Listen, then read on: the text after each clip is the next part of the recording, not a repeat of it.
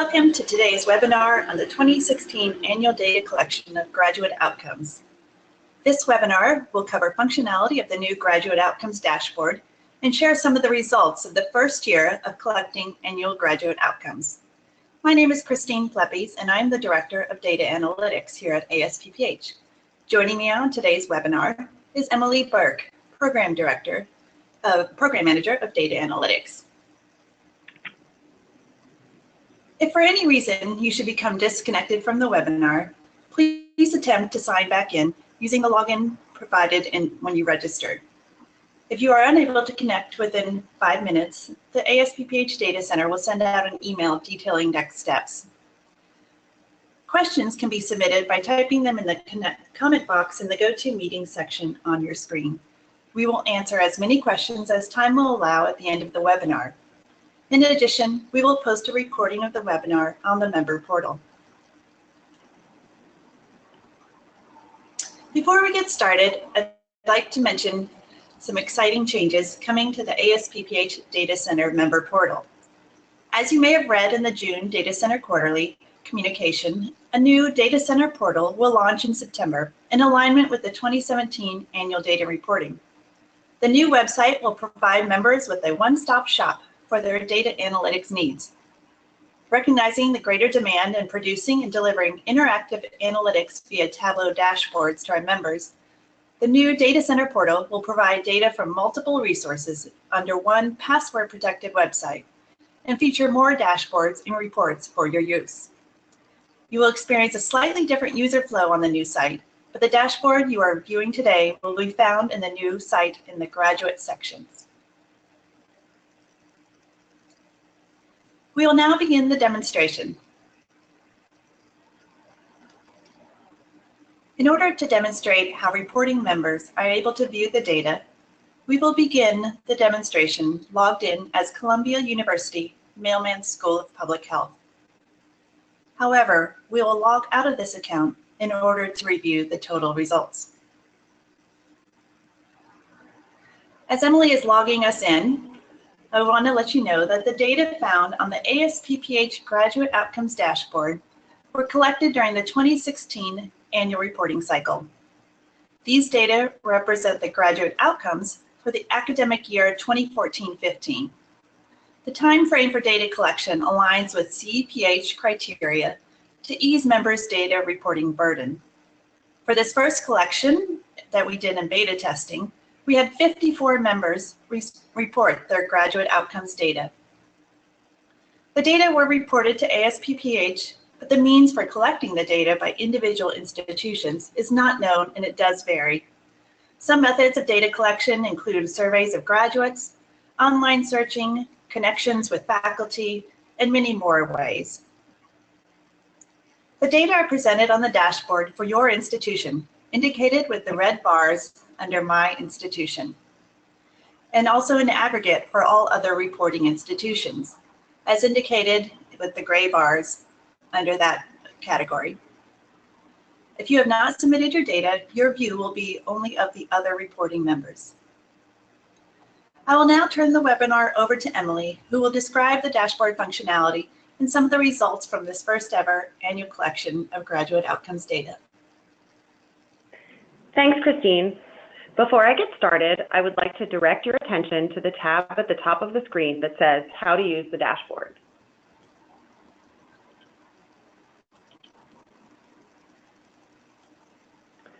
This tab explains the functionality behind the 3 drop-downs at the top of the dashboard: Peer Selection, Select Rows, and Select Measure.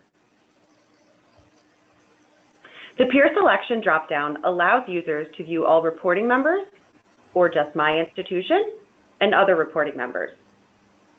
The Select Rows dropdown changes a field that populates the chart rows, and the Select Measures dropdown allows you to view counts or percentage.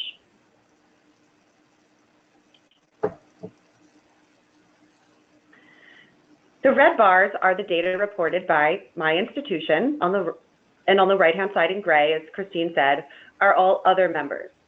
This year, it was decided that peer groupings will not be enabled. However, this is a planned future enhancement. Now, please hold while I switch our view to all members.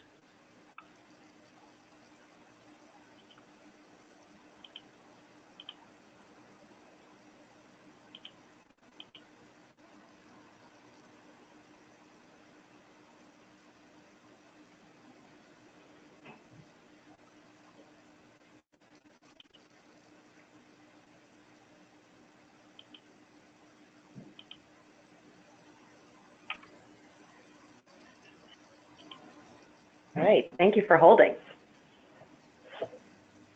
In addition to the drop-downs at the top of the screen, users can use filters on the right side of the dashboard. Filters include degree level, degree name,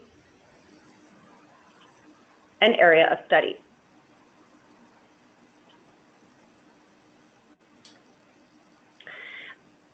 I will be using filters throughout the demonstration. Let's first take a look at the graduate demographics. I'll do this by changing select rows to conferred degree level.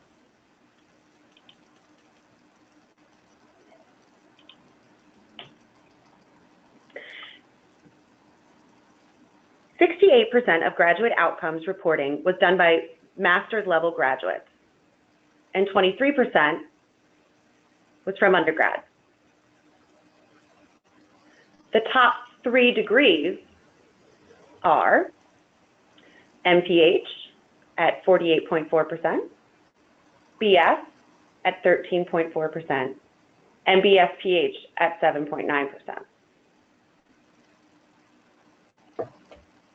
Finally, we'll look at the areas of study. The top 3 areas of study are health policy and management at 17.5%, health education and behavioral sciences at 15.2%, and general public health at 14.3%. Data were reported for 9,512 graduates of the class of 2014-2015, as you can see in this tooltip under the grand total line.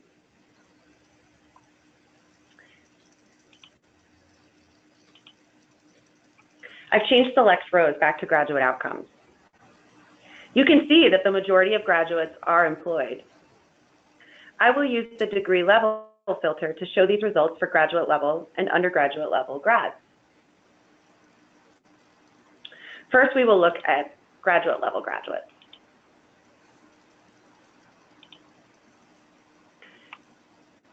And you'll see that 7,331 graduate level grads reported, and 67% of them are employed, while 13.2% have unknown results. Now I'll switch our degree level filter over to just you, our undergrads, and see how this changes. And here you can see that 40.2% are reporting as employed out of the 2,181 undergraduates that reported. And 38.1% have unknown graduate outcomes.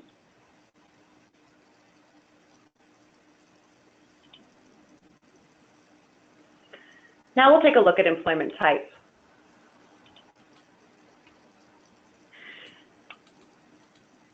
Nearly 70% of employed graduates were working full-time, with the employment type of unknown for 26% of grads. There's very little variation by degree level, so I'm not going to filter here.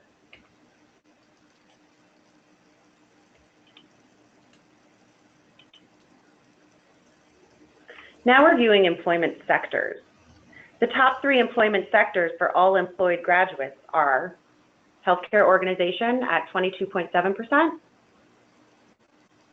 academic institution at 18.3%, and for-profit organization at 17.7%. Now this changes a bit when we filter by degree level. Let's first take a look at the graduate level.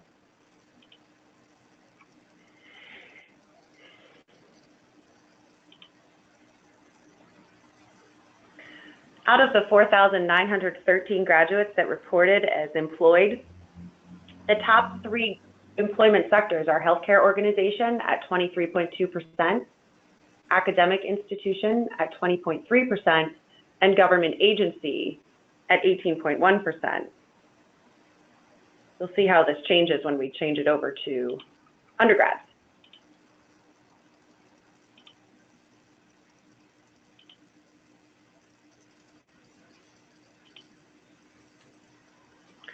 Now, out of the 877 undergrads that reported as employed, you can see that the top employment sector is the for-profit organization with 34%,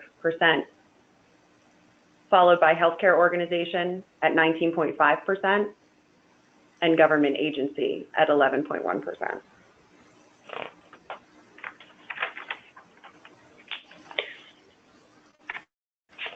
You may want to use the filters to take a deeper dive. For instance, changing the area of study filter to show only biostat grads really changes up your employment sector results.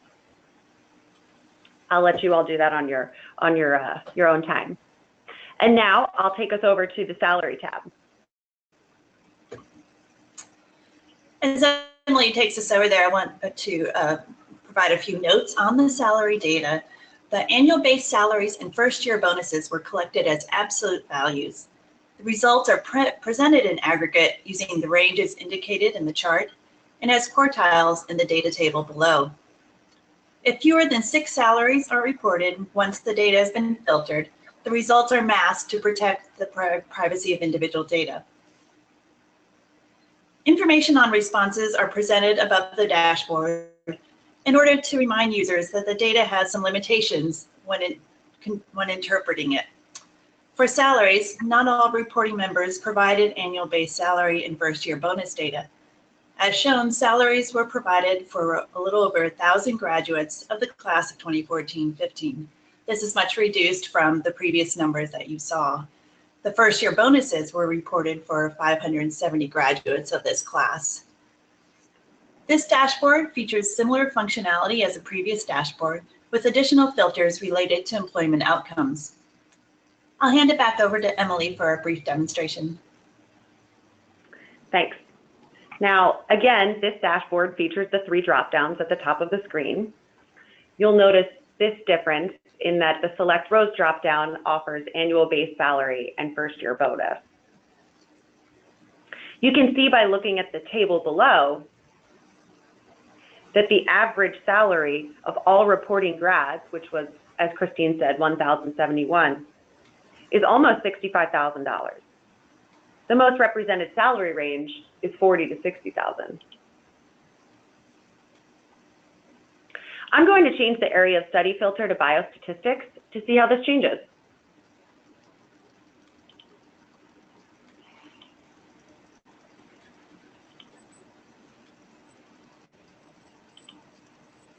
Now, only 55 biostatistics grads reported. However, you can see a big jump in the average salary. It's now up over $100,000.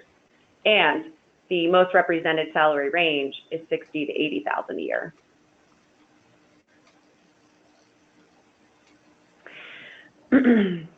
If you look in the quartile table below, you'll notice that the minimum salary is $1,800. If you want to remove these salaries, you can use the sliding scale to the right.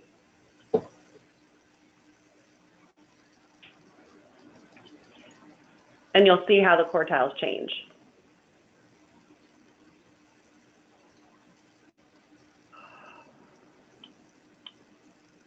Now I will take us over to debt. As was done with the salary data, degree debt data were collected as absolute values as well. Also, as was done with the salary table, debt data are presented in aggregate with the ranges in the bar chart as shown and as quartiles in the table below. Once again, if fewer than 6 debt values are reported, the data has been masked. Similar to salary data, information on number of responses are presented above the dashboard in order to remind users that the data has some limitations in interpretation. Degree debt was provided for a little over 1,500 graduates of the class of 2014-15. Emily will now show you the functionality of some of the results using the degree debt dashboard.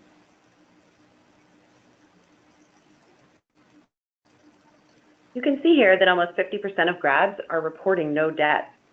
However, the average amount of debt for all grads that reported is just over $31,000. When we analyze by degree level, we'll find some interesting things. For instance,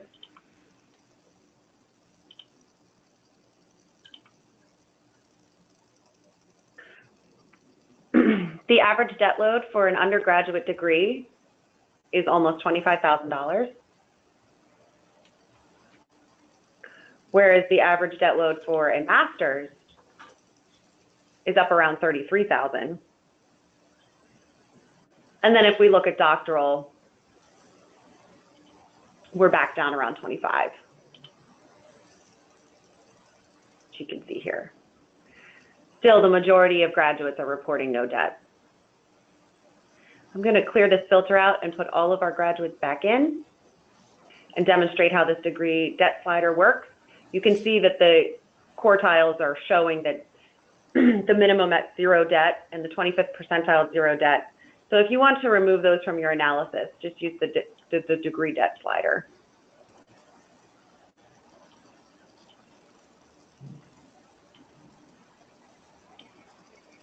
There is quite a bit of slicing and dicing that can be done once you get into the dashboard and begin running your analyses. I'd like to point out a few tabs that you may want to review before you get started. As Christine mentioned earlier, we do have this data limitations tab. And of course, we have our data definitions.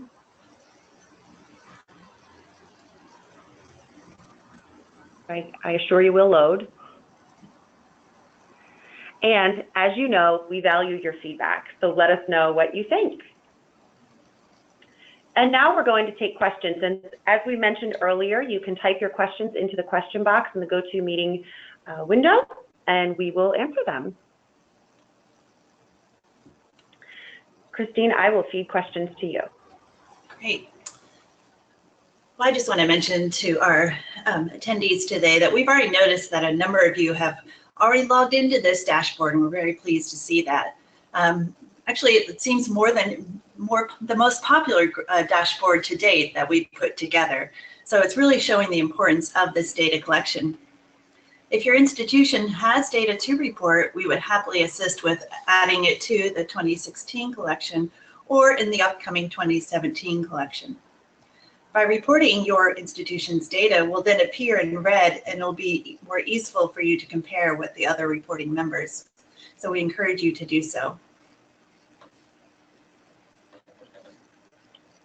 Thanks, Christine. Our first question is about the data elements themselves. The question is, are the graduate outcome categories mutually exclusive?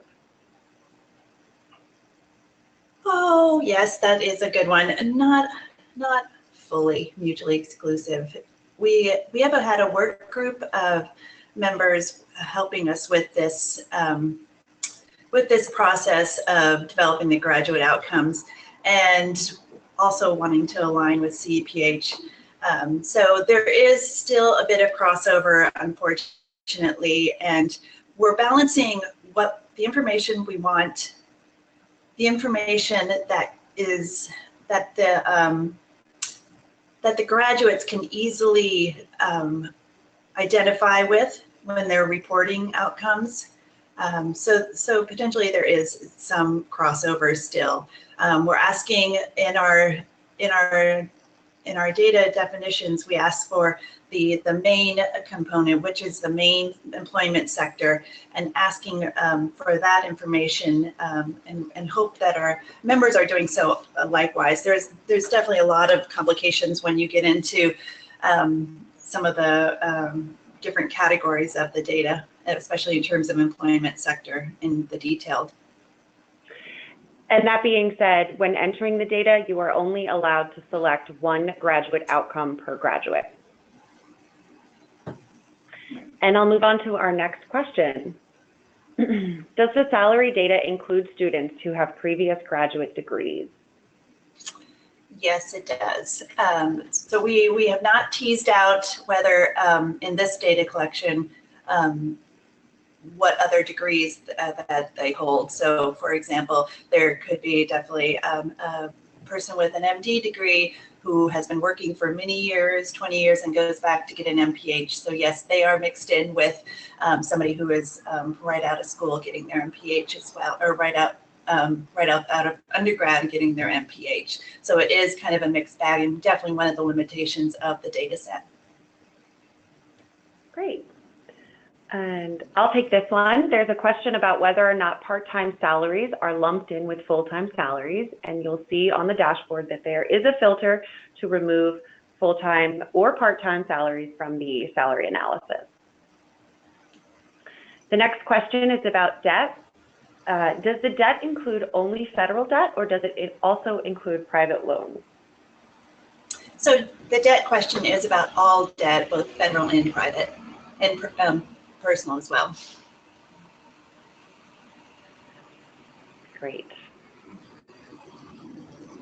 And how do we export the data? As of right now, only PDF exports are available. So you are able to export the visuals. Once we move beyond our beta year and have launched in phase 2, we will potentially have Excel exports available to our members.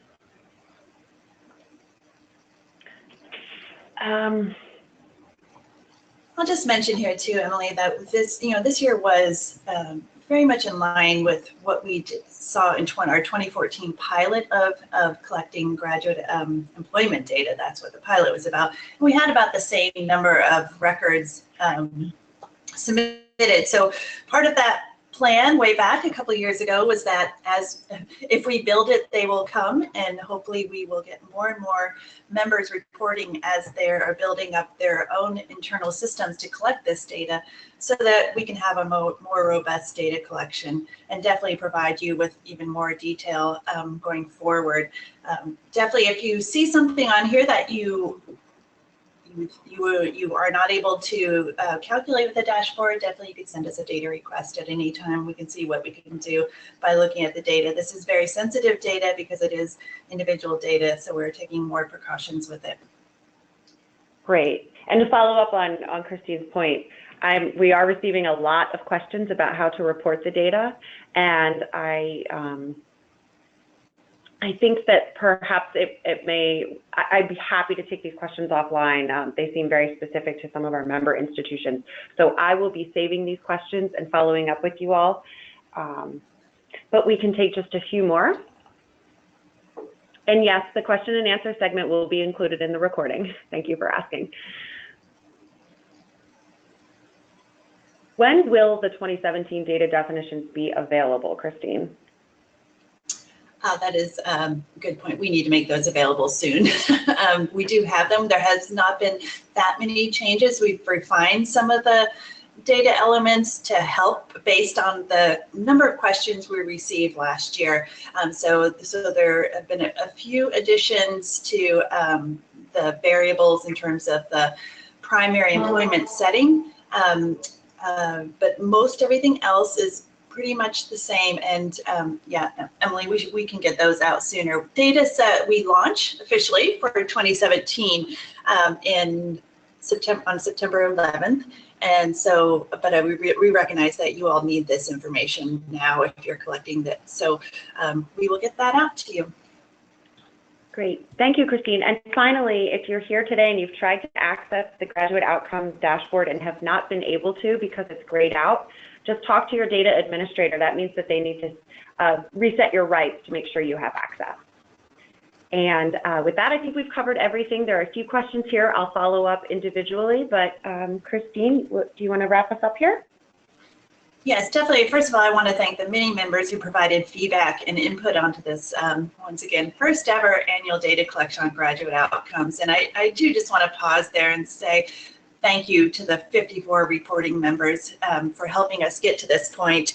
I remember a couple years ago when we were first looking at employment data and graduate data and looking back at the history of it, and it was not the best in terms of what ASPPH has done. So I feel really positive that we are now in a regular annual submission of this data. We plan to build on it more. We plan to do a longer career path study to fill in all those many questions that you guys have with the data set that we aren't going to be collecting annually, but some of the more detailed refinement.